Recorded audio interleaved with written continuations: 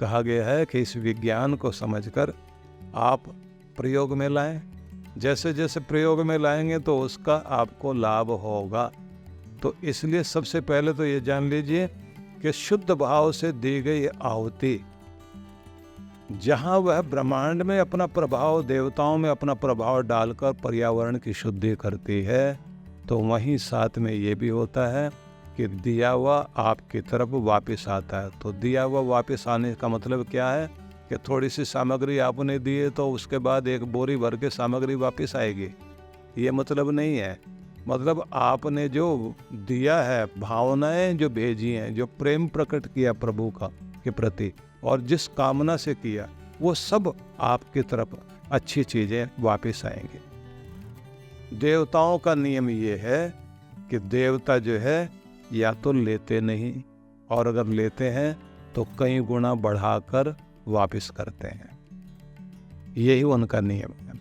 मनुष्य की आदत यही है कि वो लेकर भूल जाता है, या तो वो देगा ही नहीं, और अगर किसी से ले भी लिया तो उसके टुकड़े करके और छोटा छोटा करके बहुत देर में जाकर लौट आएगा। ये मनुष्य की आदत है, क्योंकि ये लेकर भूल जाता है, देकर नहीं भूलता। लोग तो गाली देकर भूल जाते हैं, लेकिन जिसने लिए बेचारे ने वो तो जिंदगी भर याद रखता है।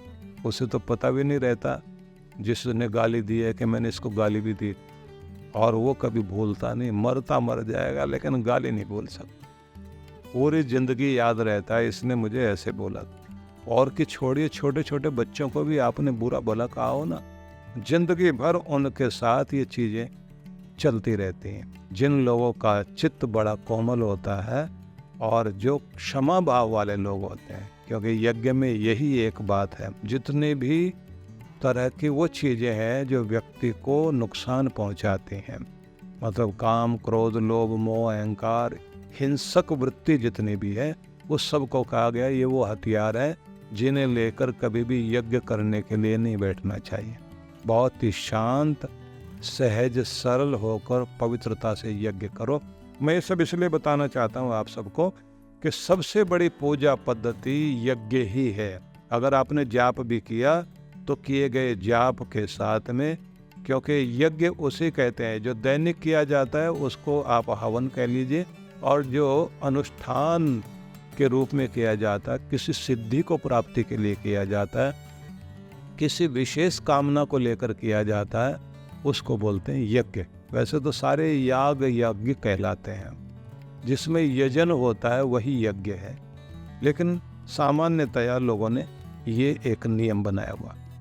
तो भी मैं आपको एक बात बताना चाहता हूँ जिस पर आप लोग ध्यान देंगे कि जब कोई व्यक्ति जप करता है तो भी नियम है दशांश से आपको हवन करना है। कोई अनुष्ठान आप कर रहे हैं तो आखिर में जा करके आपको यज्ञ करना होगा।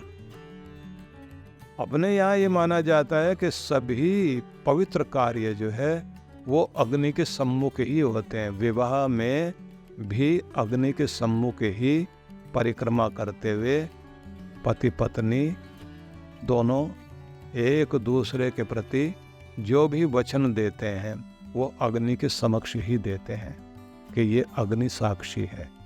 इस अग्नि को साक्षी मानकर हम जो है एक दूसरे को वचन दे रहे हैं और जीवन भर एक दूसरे के साथ चलेंगे।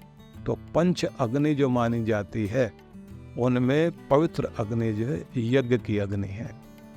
और इसी तरह से गृह प्रवेश हो, जन्मदिन का अवसर हो, सब अवसरों पर जितने भी शुभ कार्य हैं उन सब में अग्निहोत्र करना या फिर अग्निहोत्र का ही एक रूप जो है दीप जलाना, ये हमारी परंपरा है। और जिसके घर का दिया गुल हो गया हो, बुझ गया हो, कहते हैं इसका तो दिया ही गुल हो गया, जिसके घर की रोशनी ही चली गई, बचा ही कुछ नहीं जिसके यहाँ। तो कहा जाता है संतान भी कुल दीपक है।